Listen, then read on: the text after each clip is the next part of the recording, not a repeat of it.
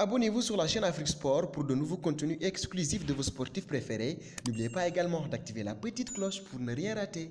Bienvenue à tous sur Afrique Sport pour un nouveau numéro de notre quotidienne. Nous débutons cette revue de presse en France où la folie verte s'est emparée d'une bonne partie du pays avec la victoire de Saint-Etienne face à Rennes. L'équipe qui barre sa une par cette information souligne qu'un but de Riyad Boudebouz dans le temps additionnel a délivré les Verts et leur public. Saint-Etienne file ainsi en finale de la Coupe de France et va affronter le Paris Saint-Germain. Ce sera le 25 avril prochain. Un soir en Angleterre maintenant où le Daily Mail met à l'honneur Ighalo et les Red Devils de Manchester United.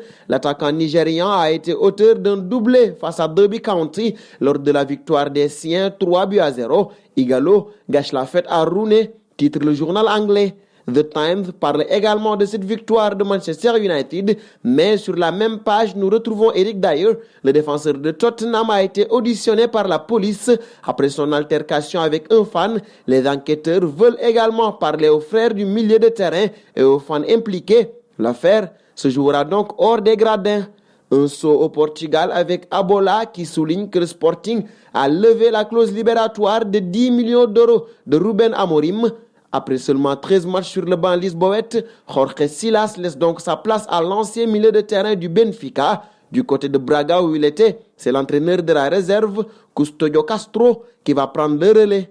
Du Portugal, nous filons en Italie avec le Corriere dello Sport, le journal italien barre sa une par la grosse prise de position d'Andrea Agnelli, président de la Juventus. Le dirigeant italien estime que les gros clubs devraient être automatiquement qualifiés pour l'édition suivante de la Champions League afin d'éviter de trop grosses conséquences financières en cas d'échec. Agnelli intervenait lors du sommet sur le business du football organisé par le Financial Times à Londres. Direction l'Espagne désormais où AS et Marca parlent de la qualification en finale de Copa del Rey de l'Athletic Bilbao. Un but tardif de Yuri Berchiche a permis au Basque de décrocher ce dernier ticket malgré la défaite concédée face à Grenada. Ce sera donc une finale entre Basques puisque l'Athletic va jouer la Real Sociedad. Et en Catalogne, c'est Martin Braithwaite qui occupe les unes de Mundo Deportivo et Sport. Le nouvel attaquant du Barça croit en la victoire finale de son équipe en Liga et se voit jouer encore quelques saisons au club de Paris qui, pour le moment, ne sont pas très sûrs d'aboutir. Les comptes vont se faire en fin de saison. Cette info met un terme à cette revue de presse. Un plaisir de vous l'avoir présenté. Nous vous remercions pour votre fidélité et vous donnons rendez-vous demain sur Afrique Sport pour ne rien manquer des infos phares du monde du football. Afrique Sport lance son application disponible sur Android.